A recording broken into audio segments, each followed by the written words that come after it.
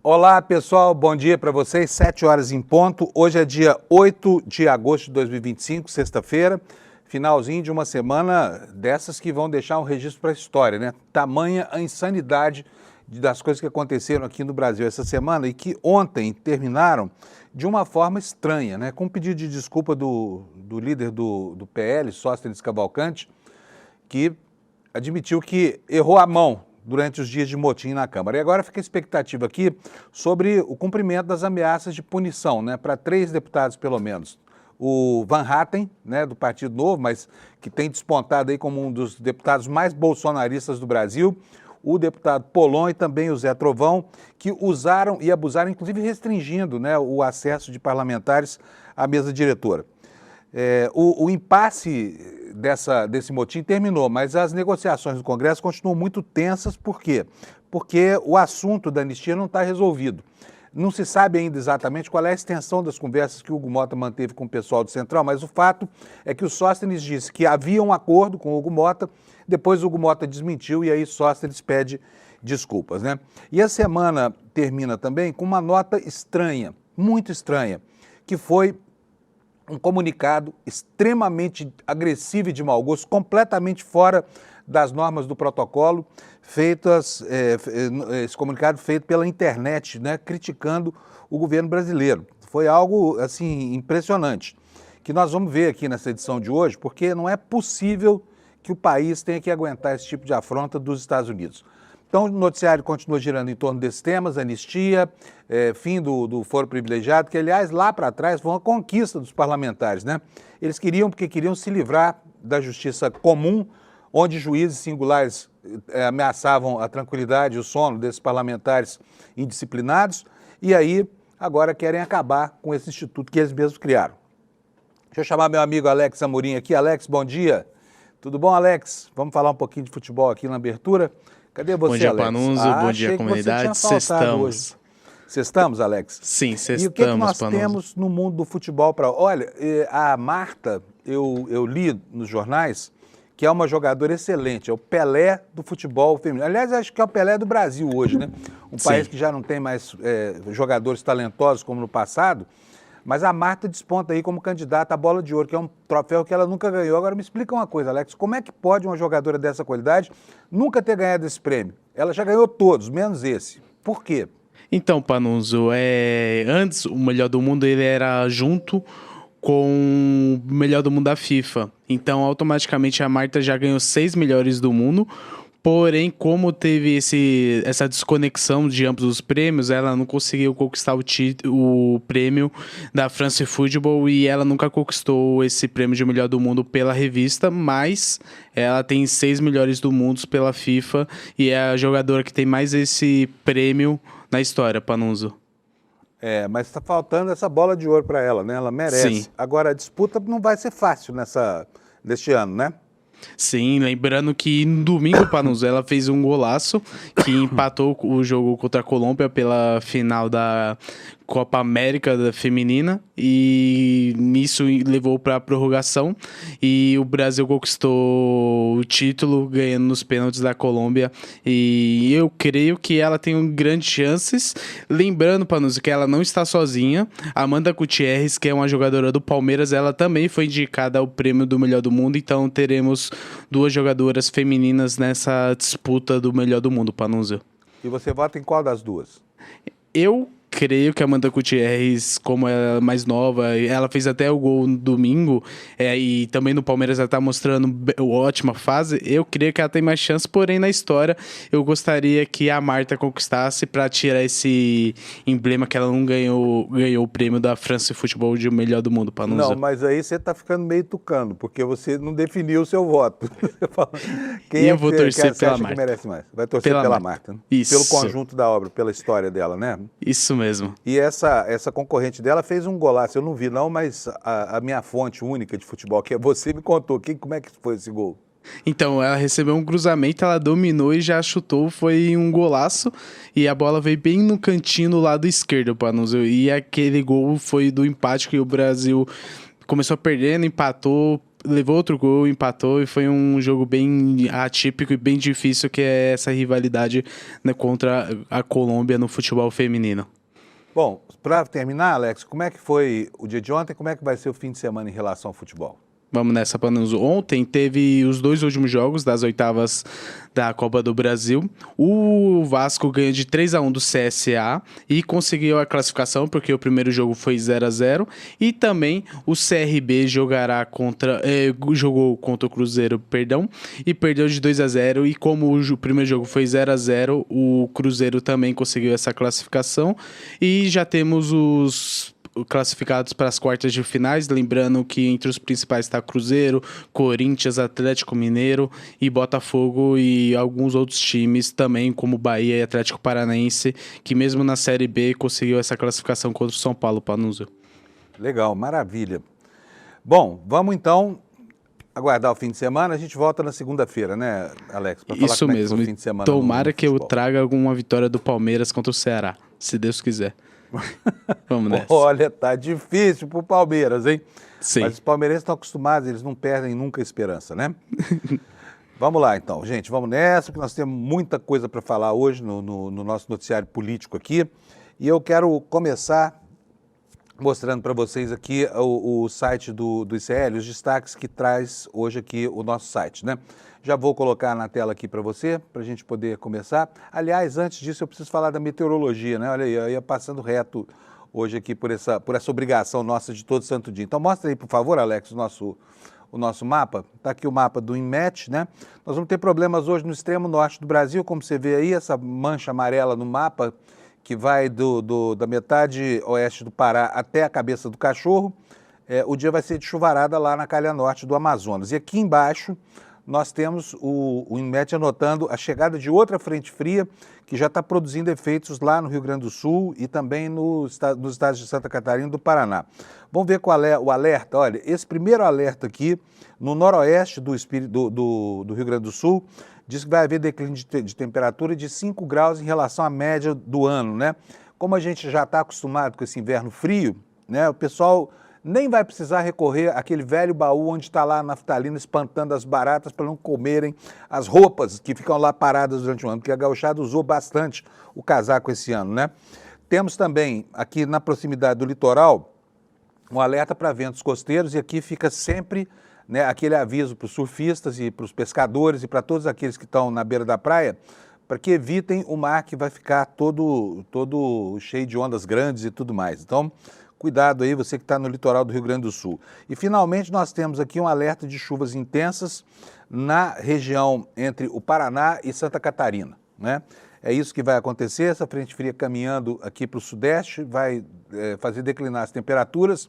E o fim de semana em São Paulo, provavelmente vai ser um fim de semana de mau humor do tempo. Como, aliás, tem acontecido, parece que tem uma treta entre São Pedro, que controla o clima, e São Paulo, que controla as nossas vidas aqui, a cidade onde nós vivemos, tá?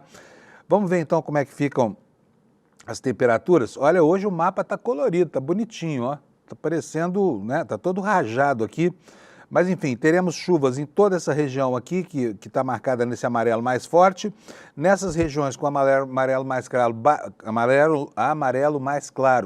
baixa umidade relativa do ar, né? E aqui no sul do país nós teremos chuviscos, chuva, declínio da temperatura.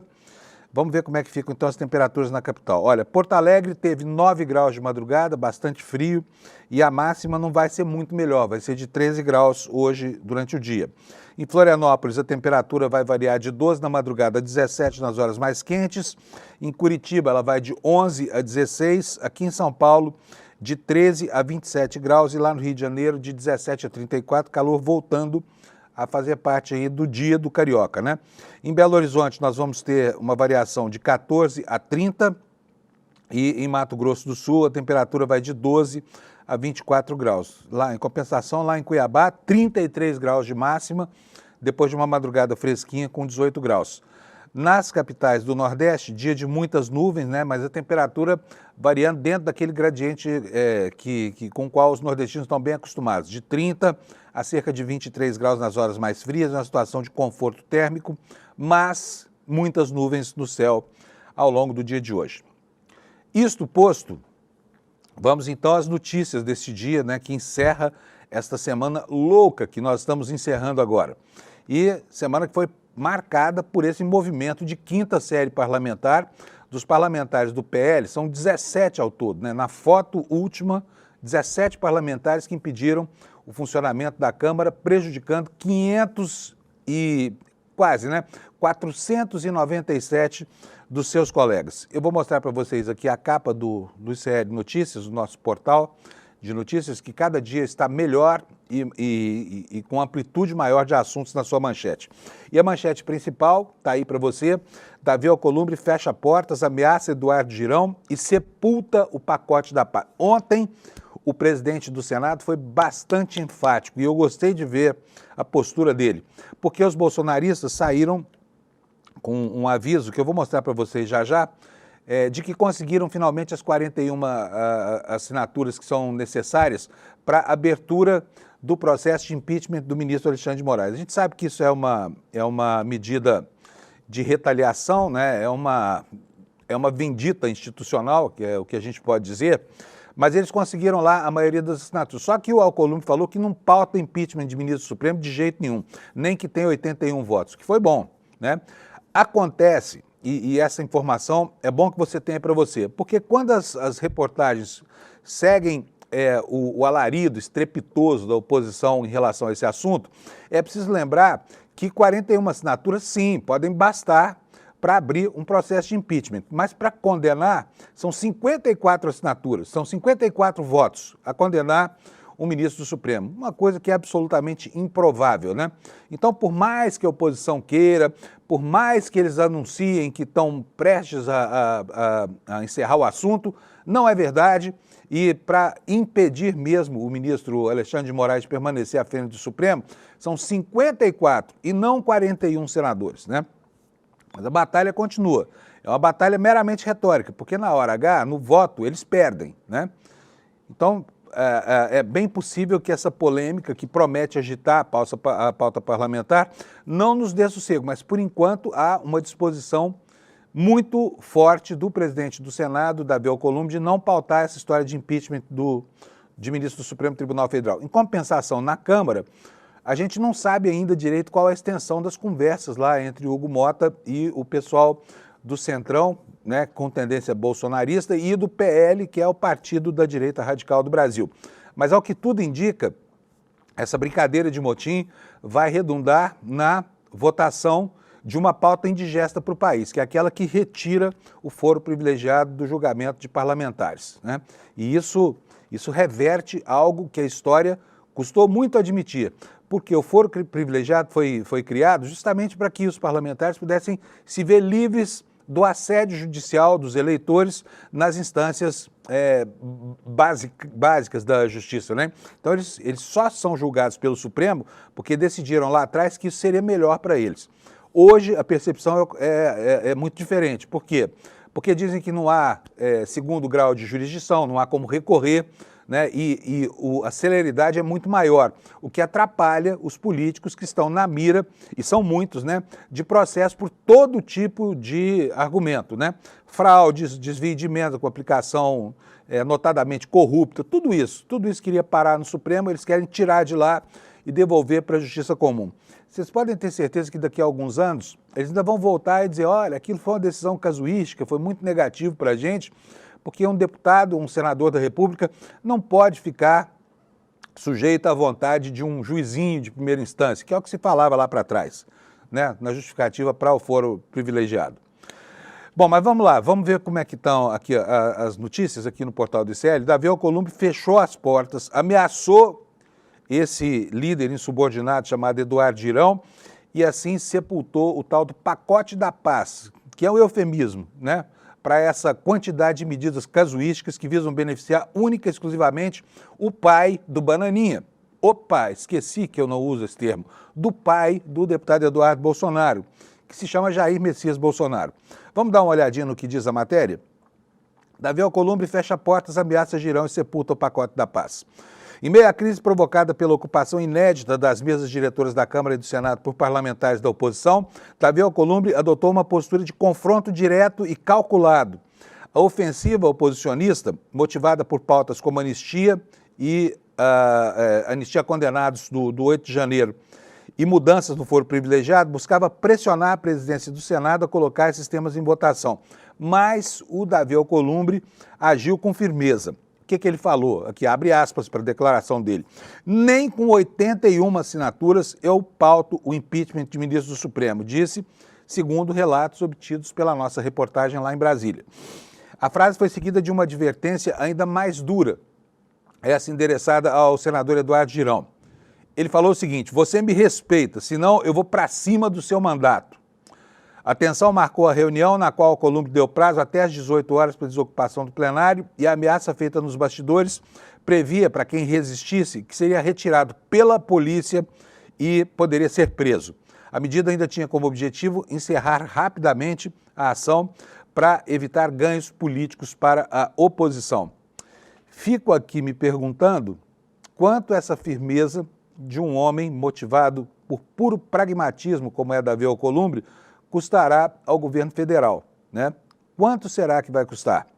Quanto será que vai custar aos ministros do Supremo um favor desse obtido de um homem que só age por interesses próprios, né? Vamos continuar com a leitura aqui da reportagem. Na manhã seguinte, Alcolumbre manteve a residência oficial fechada para impedir... Manhã seguinte foi ontem, tá? Para impedir tentativa de negociação. E quando foi informado de que os oposicionistas deixariam a mesa, ele convocou uma sessão semipresencial e conduziu os trabalhos no plenário. Sem discursos inflamados, aprovou a ampliação da faixa de isenção do imposto de renda para quem recebe até 2 salários mínimos, por enquanto, pelo menos isso foi votado, né? Retomando aquilo que seria a normalidade na rotina congressual. A nossa matéria ressalta também que a condução firme foi interpretada como um gesto simbólico de autoridade. Fotos ao lado do líder do governo no Congresso e de figuras como Renan Calheiros reforçaram a percepção de vitória política para Alcolumbre. O chamado pacote da paz, né, um eufemismo do Flávio Bolsonaro, que previa anistia ampla aos envolvidos nos ataques de 8 de janeiro, foi dado como encerrado. Nos bastidores, a leitura é de que a oposição recuou enfraquecida. Portanto, né, foi um movimento suicida, foi praticamente um tiro no pé, porque os desgastes vão se somando à imagem desses parlamentares que agem ali movidos pela sanha de tentar buscar a impunidade de Jair Messias Bolsonaro, tá bom? A matéria encerra aqui dizendo que o episódio consolidou a imagem de Alcolumbre como um presidente disposto a usar todos os recursos regimentais e políticos para manter o controle da pauta e o funcionamento do Senado.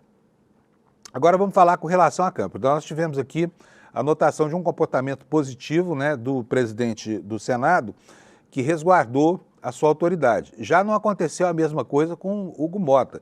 Ele se revelou um presidente fraco, né, que não tem controle efetivo sobre a tropa, principalmente a tropa oposicionista, e que se deixou levar, no momento em que ele ia reassumir a cadeira, a imagem é tétrica para ele. Por quê? Porque ele ia desistindo, ele não teve vigor moral nem mesmo para, né, fazer o Van Hatten, que estava lá usurpando a cadeira da presidência, se levantar e ceder a ele o lugar para tocar a pauta parlamentar. Não, ele teve que ser empurrado pelos colegas de volta para a cadeira de presidente da Câmara. E a imagem dele saiu absolutamente abalada nesse episódio. E esse desgaste se revelou com todas as suas cores no momento em que o padrinho político dele, Arthur Lira, teve que intervir para restabelecer a ordem lá na Câmara dos Deputados, tá? E aí a gente viu uma cena inusitada, uma cena estranhíssima. Sóstenes Cavalcanti, um parlamentar extremamente arrogante, que sempre sai atacando de maneira cruel os adversários do bolsonarismo, ontem ocupou a tribuna para se desculpar por esse episódio que eu falo, que é esse motim da 5ª série parlamentar, né? Porque ele disse que faltou com lealdade ao presidente da Câmara e agiu mal. Vamos ver o desmentido dele, mas antes de botar o vídeo da fala dele, eu quero mostrar para vocês aqui a matéria no site do ICL Notícias. Está aqui, ó, uma matéria da Folha Press que está reproduzida no nosso site, diz o seguinte: um dia após o fim do motim bolsonarista, o líder da bancada do PL, Sóstenes Cavalcanti, pediu perdão ao presidente da casa, Hugo Mota, ao mesmo tempo em que reforçou os ataques ao Supremo, dizendo que há ministros da Corte que chantageiam parlamentares. Sóstenes afirmou que pode não ter sido correto com Mota durante o clima atribulado da véspera. O que ele disse, eu não vou ler para vocês aqui não, vou mostrar para vocês. Vou pedir para o meu amigo Alex Amorim colocar o vídeo para a gente ver o Sóstenes Cavalcante nesta, digamos assim, insólita participação na vida parlamentar, pedindo desculpa pelo que ele mesmo fez e liderou. Bota para nós, Alex, por favor. Quero agradecer a Vossa Excelência, que inclusive comigo foi muito paciente. E eu não gosto de fazer coisas, apesar que eu não fiz isso em público, não te expus publicamente, mas ontem, com acirrados ânimos, eu, com Vossa Excelência, não fui correto e te peço perdão da tribuna da Câmara.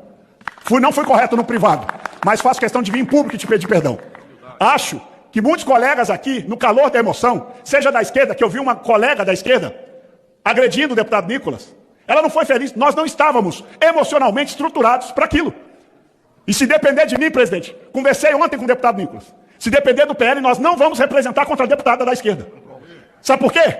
Porque ela emocionalmente estava como todos nós, inclusive eu. Nós precisamos de uma reconciliação nesta casa, de boa convivência, para dar exemplo para o Brasil. O Brasil nos olha, inspirado em nós fomos votados, teve gente que acreditou na gente para estar aqui. Nós precisamos pacificar esse país. É o apelo que eu faço aos meus colegas, agradecendo e pedindo desculpa a todos agora, se em algum momento eu fui indelicado com alguns dos senhores ou das senhoras. Estranho esse posicionamento dele, né? Pedindo desculpa por algo que ele mesmo fez na véspera, assim, parecia tão consciente dos erros que foram cometidos. Olha, tem gato na tuba, tá? A gente não sabe exatamente qual é a extensão da conversa entre Hugo Mota e esses caras da extrema-direita brasileira lá no parlamento, mas uma coisa é certa, algo terá que mudar no Brasil, né? Não existe negociação parlamentar que termine assim, com cada um reconhecendo simplesmente os seus erros. E há basicamente dois assuntos pendentes aí que podem ser afetados. O primeiro deles é a anistia a Jair Bolsonaro, disfarçada de anistia aos pobrezinhos lá, manipulados por eles, que foram quebrar os prédios lá da esplanada dos ministérios. A outra questão é a questão do foro privilegiado. E esse assunto é objeto de uma matéria hoje na Folha de São Paulo que eu vou passar a ler aqui para vocês. Tá aí, olha, motim bolsonarista impulsiona projeto para mudar o foro e expõe Mota, só que a anistia fica sem acordo. Quer dizer, não se espere, pelo menos nos próximos dias, que prospere essa tentativa de estabelecer uma anistia prévia, um indulto prévio a Jair Bolsonaro, que sequer ainda foi condenado, porque, a rigor, ele não pode ser anistiado, não pode ser indultado, porque não está condenado ainda.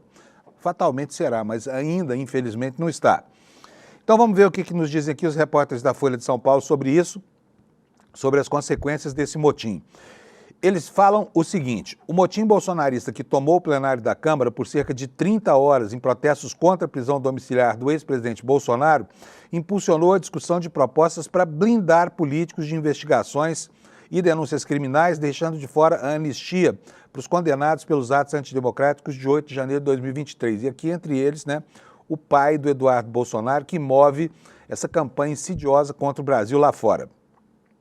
O acordo também fragilizou o presidente da Câmara, Hugo Mota, que não participou diretamente da costura, ficou de fora, né?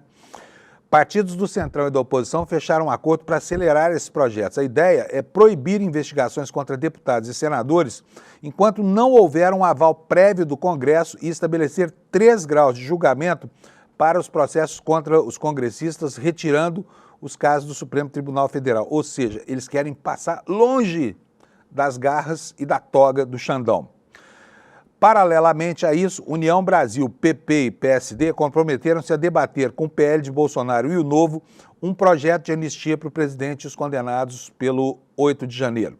Mas o acordo nesse caso é apenas para tentar chegar a um texto de consenso, o que atualmente está longe de existir, já que os bolsonaristas querem perdão geral, amplo e irrestrito, e o Centrão defende punir quem vandalizou e organizou a depredação. O acordo foi negociado para que houvesse a desocupação do plenário, que ocorreu no fim da noite desta quarta-feira, e esse acordo foi costurado pelo Arthur Lira, o ex-presidente da Câmara, que, ao que tudo indica, né, perdeu o posto, mas não perdeu a majestade, deixando lá o seu afilhado em péssima situação por falta de consistência política, né?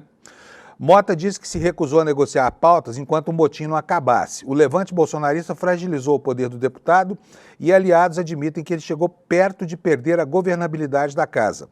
Embora esse grupo avalie o desfecho de forma positiva com a reabertura dos trabalhos, interlocutores reconhecem que o episódio atrapalha a gestão de Mota, até ameaça a sua reeleição para o cargo já em 2027. Portanto, estão olhando para ele como uma espécie de zumbi que vai ter 2 anos aí à frente de um parlamento sem apitar nada, sem ser respeitado pelos líderes do partido, sem conduzir sequer uma negociação para restabelecer o simbolismo da sua própria posição de poder, né? Que é a cadeira na qual ele se senta e a mesa da Câmara que foi tomada por esses amotinados aí durante, né, praticamente 2 dias.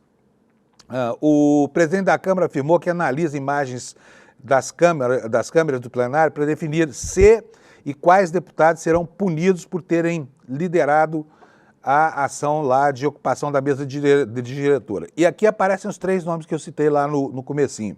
Há pelo menos 3 deputados que são mencionados pelos colegas como possíveis alvos de punição.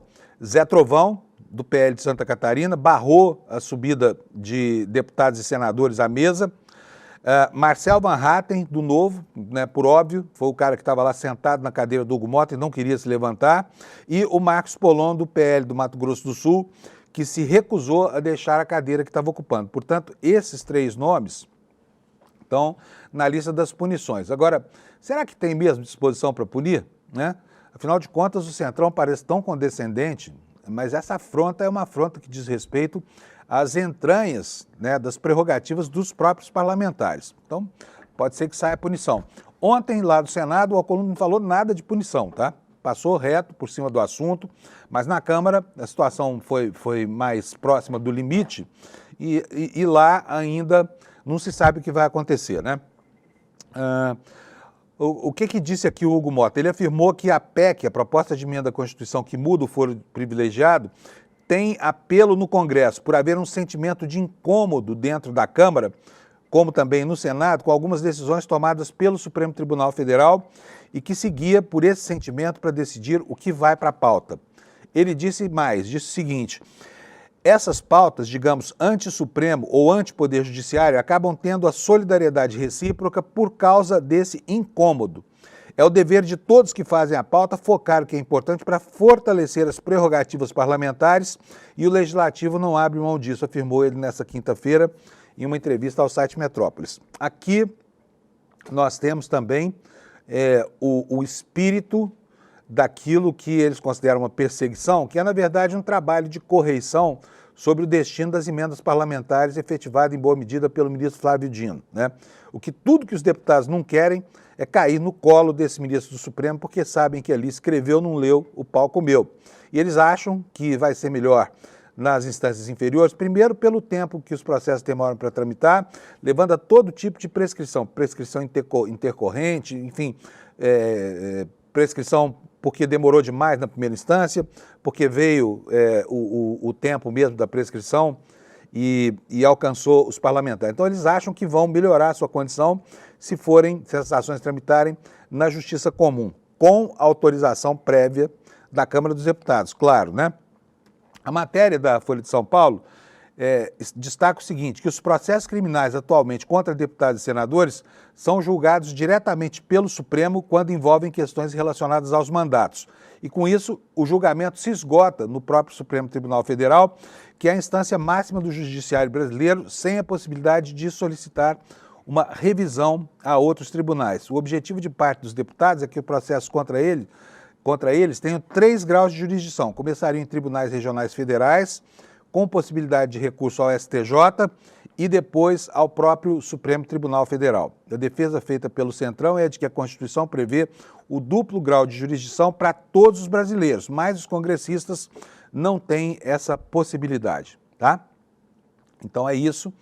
E agora nós vamos falar sobre um assunto, olha, esse é absolutamente indigesto, gente. Você está aí tomando seu cafezinho da manhã, aproveite porque o atrevimento foi grande, Fico aqui pensando em tempos idos lá para trás, quando a gente falava, e todo mundo repetia isso, né, sobre um valor expresso pela ONU com muita clareza, que é o fator da autodeterminação dos povos, né?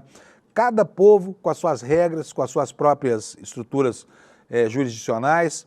É isso que deveria dirigir a sociedade. Só que o governo dos Estados Unidos, que não sei se alguém disse isso para o Trump, ele acreditou, o governo dos Estados Unidos virou praticamente uma ditadura global, pelo menos quer se colocar dessa forma. O atrevimento é tão grande que a Embaixada dos Estados Unidos ontem no Brasil provocou uma nota ameaçando poderes do Brasil, sabe?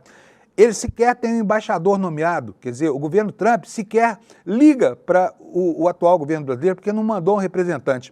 E alguém lá, um burocrata qualquer da embaixada, fica escrevendo notinhas atrevistas que não dá para engolir, que são coisas que descem pela nossa garganta, arranhando muito do nosso brio patriótico, sabe? Ainda que a gente não tenha uma visão de patriotismo como um processo inerente, né, à defesa do nosso espaço de cidadania. Vamos ver essa nota aqui. Eu fiquei absolutamente indignado com isso. Está aí na tela para vocês. O que ela diz? O ministro Moraes é o principal arquiteto da censura e perseguição contra Bolsonaro e seus apoiadores. Suas flagrantes violações de direitos humanos resultaram em sanções pela Lei Magnitsky, determinadas pelo presidente Trump. Os aliados de Moraes no judiciário e em outras esferas, atenção para isso, hein?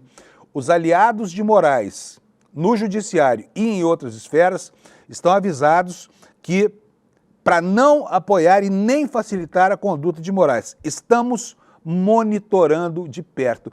Quem é este pentelho que teve a ousadia de escrever uma mensagem tão atrevida e arrogante assim sobre negócios que não dizem respeito, mas nem de longe, a uma embaixada estrangeira, que são assuntos de interesse da nacionalidade brasileira?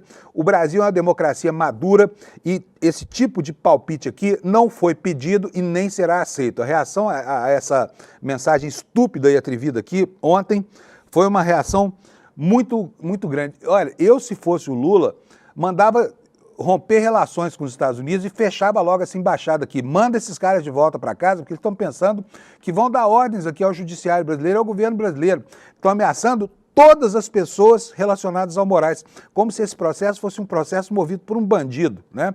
Então é algo que não se deve tolerar. Da direita à esquerda do Brasil, isso não deve ser tolerado, porque esse é um assunto que diz respeito à integridade do nosso sentimento pátrio, né? Enfim, e fere de morte o princípio da autodeterminação dos povos. Fere de morte, porque é um governo, o governo dos Estados Unidos, tudo bem que o presidente dos Estados Unidos acha que ele conseguiu se safar de ser condenado ao cabo de 30 e tantos processos lá e que isso deveria acontecer também no Brasil. Só que aqui não é uma terra sem lei, como os Estados Unidos estão mostrando que são. Aqui existe alguma ordem. Aqui existem instituições que trabalham e que colocam na cadeia bandidos como esse Trump e o Bolsonaro que tentaram golpear as instituições. Olha, eu vou ler de novo para você a nota, só para irritar o seu fígado. Deixa eu colocar aqui de novo para vocês. Olha só. O ministro Moraes é o principal arquiteto da censura e perseguição contra Bolsonaro e seus apoiadores. Quem foi que disse isso? Qual é a instância de julgamento que estabeleceu que o ministro Alexandre de Moraes é arquiteto de censura? Onde é que está a censura no Brasil? Suas flagrantes violações de direitos humanos, quais? Quais são as violações de direitos humanos? Né? Porque afirmações genéricas e vazias são fáceis de fazer, mas cadê nominadamente qualquer ação do ministro nesse sentido? Suas flagrantes violações de direitos humanos resultaram em sanções pela Lei Magnitsky, determinadas pelo presidente Trump.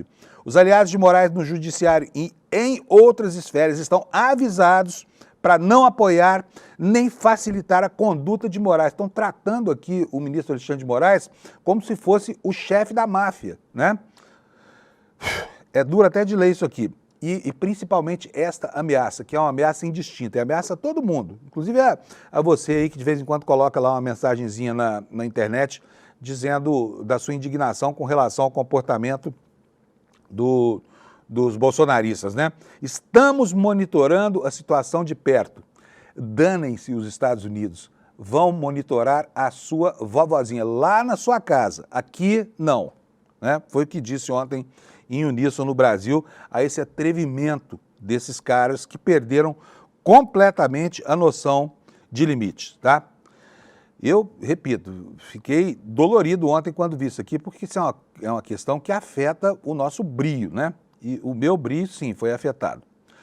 Bom, vamos falar agora do tarifaço, porque nós já temos 3 dias de tarifas vigentes, já temos reflexos na economia, alguns setores estão se dizendo muito prejudicados. Por exemplo, no Jornal Nacional de ontem, uma reportagem anotava que a indústria de calçados brasileira está em má situação com relação a isso, porque perde o seu principal cliente, que são os Estados Unidos, né, na impossibilidade de concorrer com produtos que vêm de outras partes do mundo que têm tarifas menores. O que diz aqui a reportagem exibida ontem no Jornal Nacional?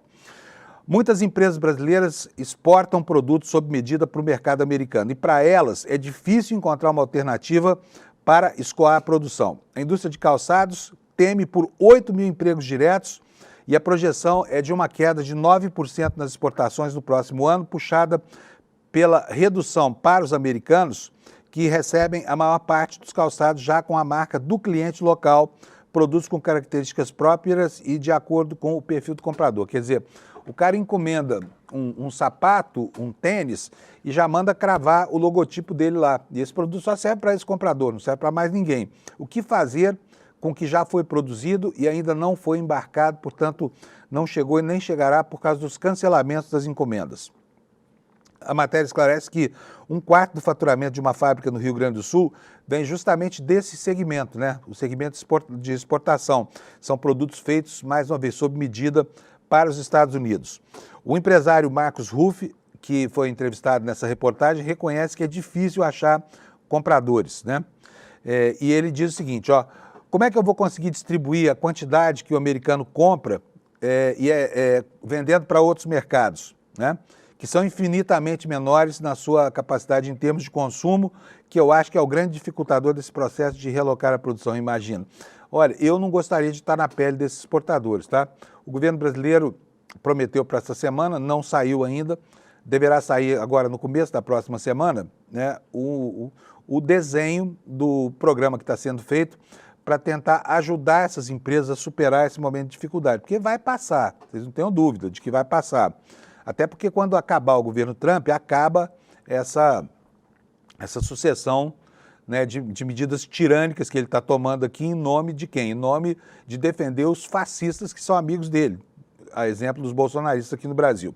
Mas com relação ao setor calçadista, a matéria ressalta que 7.691 produtos de diversos setores estão sendo taxados em 50% sobre o preço. Segundo o levantamento da Confederação Nacional da Indústria, entre os setores com maior número de itens afetados estão essas aqui, olha: vestiário e acessórios, máquinas e equipamentos, produtos têxteis, alimentos, químicos e couro e calçados. Também é dramática a situação dos produtores de frutas, especificamente dos produtores de manga e açaí, porque o boi você pode manter no pasto por mais um ano, né? Ele vai ganhando peso, mas as frutas não, elas são rapidamente perecíveis e vão se perder dentro dos contêineres para onde deveriam estar agora, seguindo para o território dos compradores, território americano, né? A matéria cita outros exemplos aqui, olha: em Santa Catarina, um empresário chamado Atílio prepara mudanças na empresa Pescados e também avalia que não é simples procurar outros mercados. Os Estados Unidos são o principal comprador desses produtos e costumam comprar itens mais caros. Portanto, o setor da piscicultura, né, que envolve uma malha muito grande de produtores artesanais, já antevendo aí dias terríveis e um grande desafio para superar as dificuldades criadas por Trump. Tudo isso para quê? Para tentar livrar da cadeia Jair Messias Bolsonaro, tá bom? Ontem o presidente Lula falou com a contraparte dele na Índia, né? O primeiro-ministro Modi. Conversaram durante 1 hora sobre o tarifaço e sobre as consequências e prometeram tentar entabular negociações para que esses produtos de parte a parte alcancem outros mercados, né? E o Brasil, de fato, fez uma reportagem que você vai ver aí agora na sua tela, sobre o tarifaço de Trump. Lula e premier da Índia discutem comércio e possível visita em 2026. Eles acertaram, sim, uma visita oficial para o ano que vem e falaram também sobre as consequências de agora. Eu preciso lembrar aqui né, que os dois países com tarifas maiores arbitradas pelos Estados Unidos são justamente o Brasil e a Índia, que estão agora com 50% aí. Fica muito claro que o alvo do Trump é o bloco que ele tanto teme, o bloco dos BRICS, né, que ameaça a hegemonia global, inclusive ameaça o uso do dólar como âncora de contratos internacionais, coisa sobre a qual ele não quer nem ouvir falar. E está tentando fazer isso na marra, por causa do processo entrópico que vive esse império decadente dos Estados Unidos. Mas vamos ler aqui a matéria do Brasil de Fato. Ela diz o seguinte: alvos recentes das medidas protecionistas de Trump, os presidentes do Brasil, o presidente do Brasil e o primeiro-ministro da Índia, Narendra Modi, conversaram por telefone nesta quinta-feira para tratar da cooperação bilateral e da conjuntura internacional. Lula fez a ligação do Palácio da Alvorada um dia depois da entrada em vigor da nova tarifa de 50% imposta a produtos brasileiros pelo governo norte-americano. No mesmo dia, Trump anunciou uma tarifa de 25% sobre os produtos indianos em retaliação ao comércio com a Rússia. O objetivo dessa sanção é tentar isolar a Rússia e agravar as consequências para os russos, né, dos embargos que os Estados Unidos já ergueram sob várias justificativas. O pretexto agora é a guerra da Ucrânia, né? A medida serve de alerta ao governo brasileiro para que também mantenha relações econômicas, que também mantém relações diplomáticas e econômicas com Moscou e pode ser alvo de novas sanções em um eventual segundo mandato do republicano. Aqui, uma preocupação para os principais defensores e patrocinadores do bolsonarismo, que são os produtores rurais brasileiros e a indústria que cerca o agronegócio, né? Por quê? Porque a quase totalidade de fertilizantes que o Brasil importa vem de onde? Vem da Rússia. E se o Trump resolver agravar ainda mais a situação tarifária por causa desse cerco que faz a Rússia, nós poderemos sofrer aí uma sanção ainda pior do que essa que já foi arbitrada, né? A reportagem assegura também o seguinte: Brasil e Índia integram o BRICS, grupo de países do sul global, que inclui ainda China, Rússia, África do Sul e outros parceiros estratégicos. O bloco tem sido alvo de críticas de Trump, especialmente após avançar na proposta de criar uma moeda comum para transações comerciais alternativas ao dólar. E o Lula tem insistido nesse ponto. Vai fazer andar essa máquina. Eu preciso lembrar aqui, gente, que BRICS não é uma coisinha à toa. Quando se fala em BRICS, nós não estamos falando de nada tipo Mercosul, que é um grupo formado sob a perspectiva do desenvolvimento regional para tentar encontrar melhores condições, né, desse pequeno conjunto de países do sul do continente. No caso dos BRICS, não, porque os BRICS reúnem aí metade da população mundial, mais de metade da população mundial, 220 milhões de habitantes no Brasil, mais 3 bilhões entre a China e a Índia e mais a Rússia, quer dizer, a quantidade de gente representada aí é algo mesmo para ser temido, e nisso o olhar de Trump, temendo, né, o poderio desse grupo organizado, para que ele coloque isso no alvo, a partir da régua dele, da métrica dele, né? Então é o seguinte: tudo o que está acontecendo no Brasil se explica por essa ótica, porque acontece também lá na Índia, e com a China só não acontece por causa da interdependência da economia americana com a economia chinesa. Simplesmente, quando o Trump falou, olha, eu vou tarifar a China e se eles vierem lá com retaliação, eu dobro a aposta. Não dobrou e ainda teve que fazer uma negociação dos termos em que a China propôs. Com relação à Índia, a questão parece ser mesmo a compra de petróleo russo, porque esse petróleo foi embargado pelos Estados Unidos, passou a ser ofertado com preços vantajosos para o restante do mundo, e a Índia fez uso desse privilégio. O governo brasileiro também fez. Portanto, se o cerco inclui criar mesmo uma barreira para isolar a Rússia, logo, logo nós podemos sentir os efeitos disso aqui no Brasil, tá? O Modi e o Lula combinaram uma visita, né? O Lula avalia uma visita à Índia em 2026, parte de uma estratégia de fortalecimento de relações bilaterais.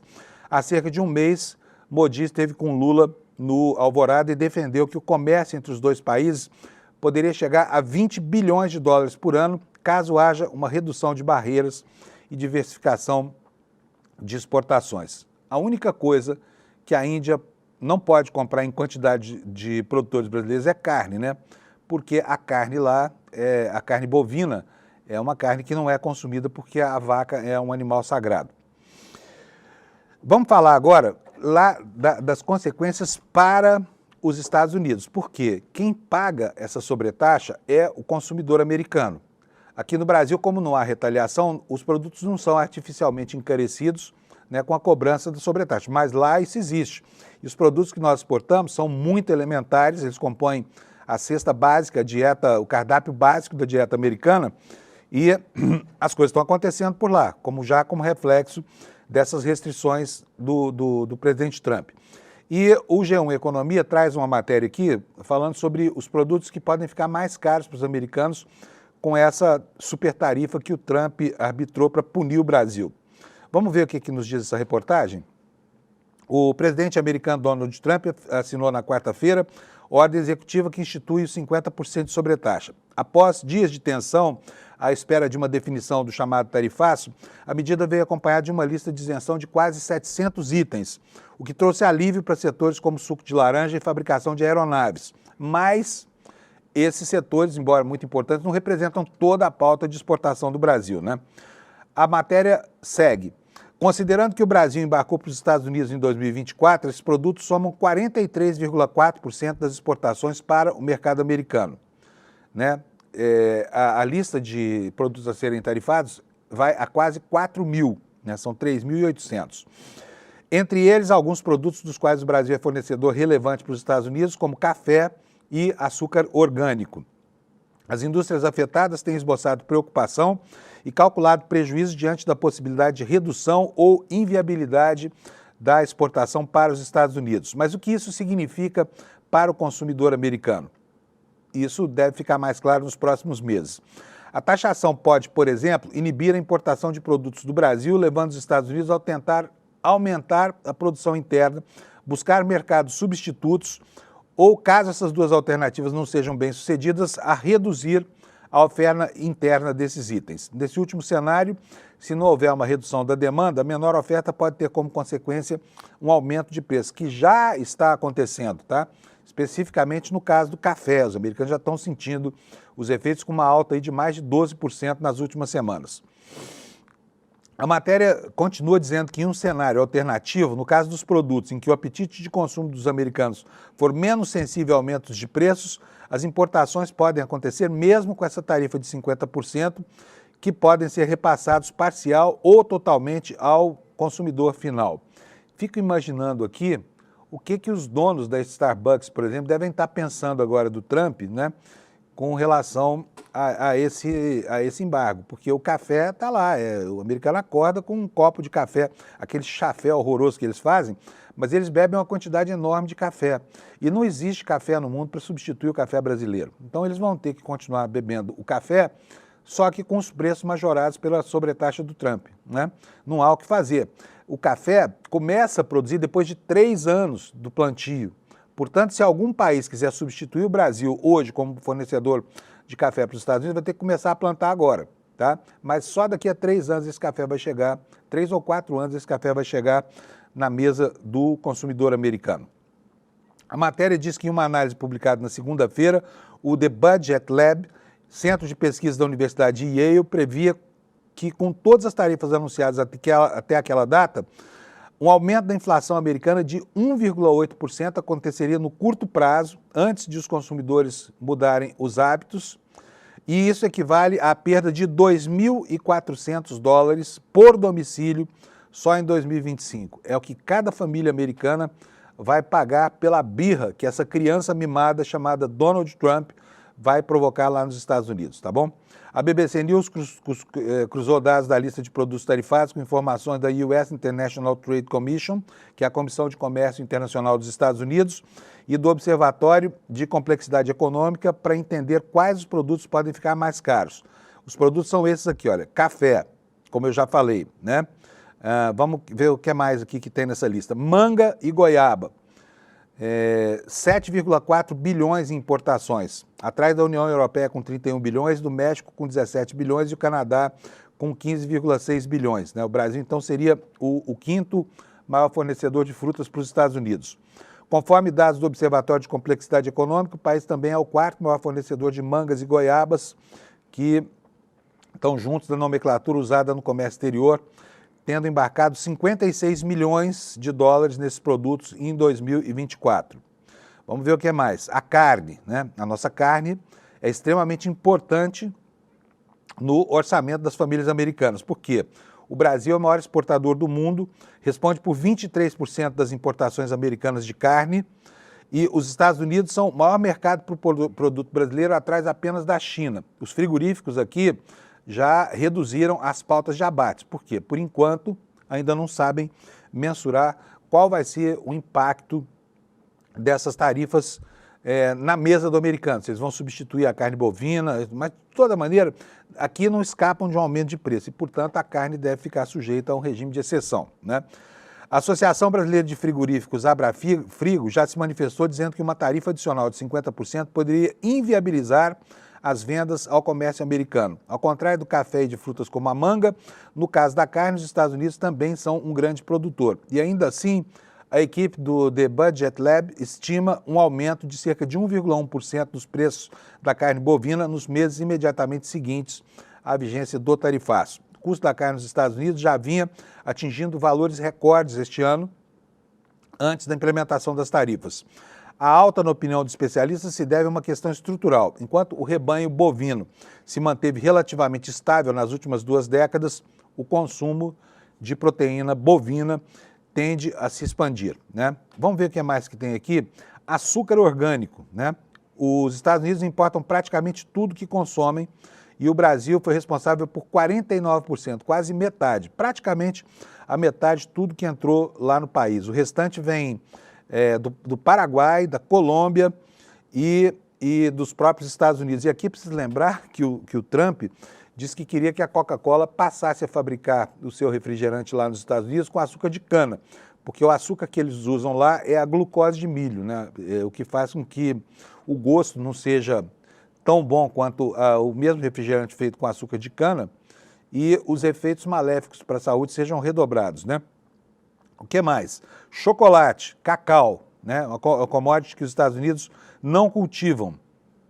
Aqui diz a matéria que eles têm uma pequena produção no Havaí e em Porto Rico, mas o Brasil é um importante fornecedor de manteiga de cacau, que é uma das principais matérias-primas do chocolate.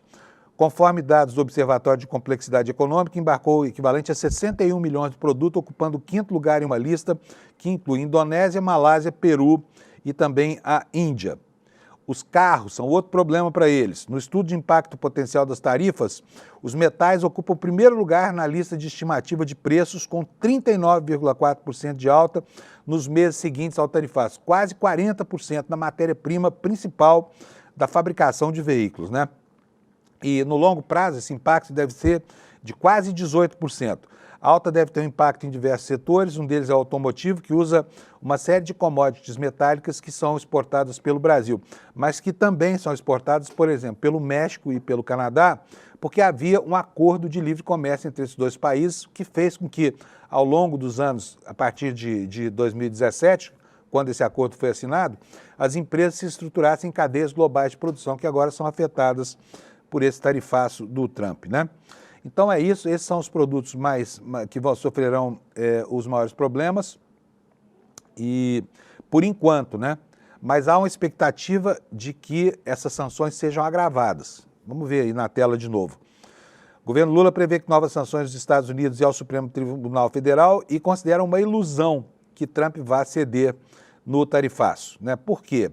Até porque a pauta apresentada por ele não é negociável, né? Ele escreveu aquela carta, toda a primeira lá da carta tem uma página e meia, toda a primeira página é dedicada a essa afronta ao Supremo Tribunal Federal, nominando aí o ministro Alexandre de Moraes como se fosse um sujeito corrupto e perigoso que ataca direitos fundamentais, ameaça os direitos humanos e ameaça até a segurança interna dos Estados Unidos. Tenha santa paciência, hein?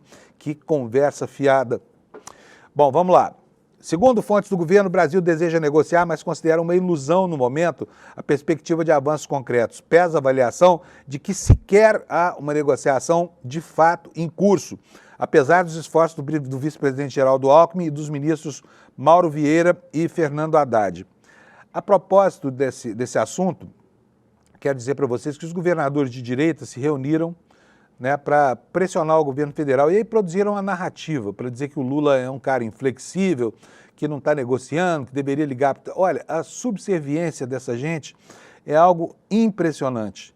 É algo impressionante. Não há como descrever, né, a vontade de aderir desses setores, tá? Vamos mudar um pouquinho de assunto aqui, porque nós temos só mais alguns minutinhos, e houve ontem um voo, precisou pousar em Brasília, né, um avião da Azul, e ele fazia a rota São Luís do Maranhão para Campinas, só que acabou pousando em Brasília. Por quê? Porque foi detectado um pacote suspeito no porão de bagageiros, e aí suspeitou-se que podia haver uma bomba a bordo do avião. O que nos diz aqui a reportagem da Folha de São Paulo? Um avião da Azul que partiu de São Luís com destino a Campinas teve que fazer um pouso de emergência na noite desta quinta-feira em Brasília devido a uma ameaça de bomba.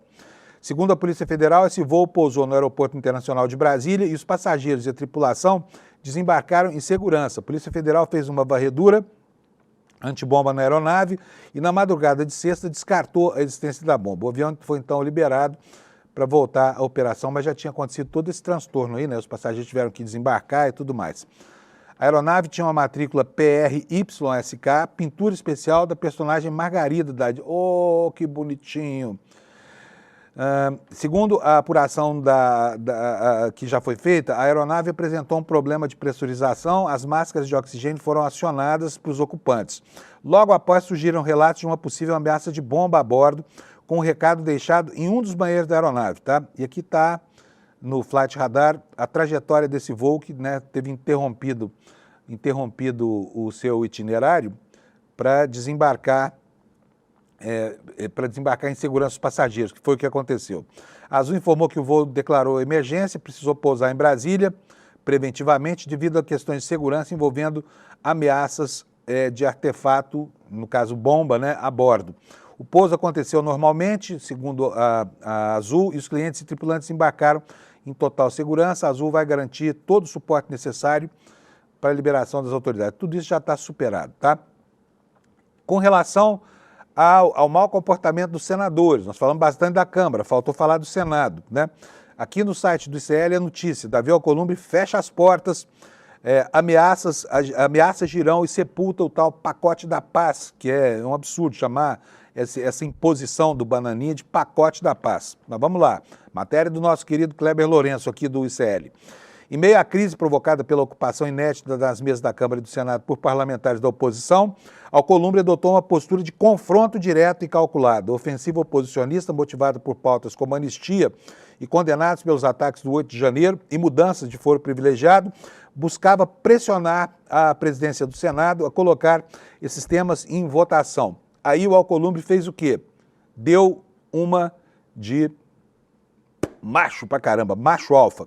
Nem com 81 assinaturas pauta o impeachment de ministro do STF, disse, segundo relatos obtidos pelo ICL Notícias. Essa frase foi seguida de uma advertência ainda mais dura ao senador Eduardo Girão, né, que não tem vergonha de fazer as coisas que tem feito por lá, né? O que foi que o Alcolumbre disse ao Girão? Disse: você me respeita, senão eu vou para cima do seu mandato. Ameaçou o Girão com o mandato dele, né? A tensão marcou a reunião na qual o Alcolumbre deu prazo de até às 18 horas para a desocupação do plenário, que efetivamente aconteceu. A ameaça feita nos bastidores previa que quem resistisse seria retirado pela polícia e poderia ser preso. A medida tinha como objetivo encerrar rapidamente a ação e evitar ganhos políticos da oposição. Só que, ao final desse processo, retomando, né, a rotina dos trabalhos, o Alcolumbre sequer mencionou punição, passou reto sobre o assunto. Gente, estamos terminando por aqui. Olha, teremos aqui no dia 28, e eu quero deixar mais uma vez consignado para que você não perca. Daqui a 20 dias, tá? Uma quinta-feira, vai ser às 8 horas da noite, uma aula do Daniel Ziblatt, que é um dos autores desse livro, que é uma referência da análise política no século XXI, Como as Democracias Morrem. Ele e Stephen Levitsky escreveram esse livro que quase todo mundo leu. Se você não leu ainda, não deixe de ler, porque você tem 20 dias para ler esse livro maravilhoso e entender como é que funciona o sistema da extrema-direita mundial para depreciar a democracia a partir de franquias da própria democracia. Super importante, tá? Você já pode aqui no despertaicl.com.br buscar aqui o seu ingresso para participar desse evento, que eu repito, será no dia 28 deste mês, daqui a 20 dias exatamente, às 8 horas da noite. Como as democracias morrem. Importantíssimo tema neste começo conturbado de século XXI. E eu quero desejar para você uma ótima sexta-feira, um fim de semana legal, apesar do tempo, que não vai ser bom aqui no centro-sul do país. Aproveita, divirta-se, descanse bastante. A gente se encontra aqui segunda-feira às 7 da manhã. Tchau, bom dia para você, obrigado pela audiência. Tem gente que ainda acredita que o Bolsonaro e a turma dele é simplesmente um bando de maluco que gosta de pegar o microfone e falar um monte de besteira. Agora, será que quando ele faz os ataques às urnas, quando ele faz os ataques ao STF, quando ele faz os ataques, aos líderes de partidos, ideologias que não são a dele, será que isso tudo sai da cabeça dele na hora? Ou será que existe um método? Será que existe um programa para poder minar e, no final das contas, destruir uma democracia? A melhor pessoa do mundo para nos ensinar sobre isso é Daniel Ziblatt. Ele é professor de Harvard e escreveu o best-seller Como as Democracias Morrem, livro que atingiu o primeiro lugar em quase todos os países do mundo democrático. Ele, Daniel Ziblatt, vai dar uma aula com exclusividade para o ICL no dia 28 de agosto. Uma chance única da gente poder aprender com um dos maiores intelectuais do mundo de graça. Aprender com um dos melhores professores do mundo, de graça. Com tudo ali fácil para a gente poder entender, não tem outro lugar, é só no ICL.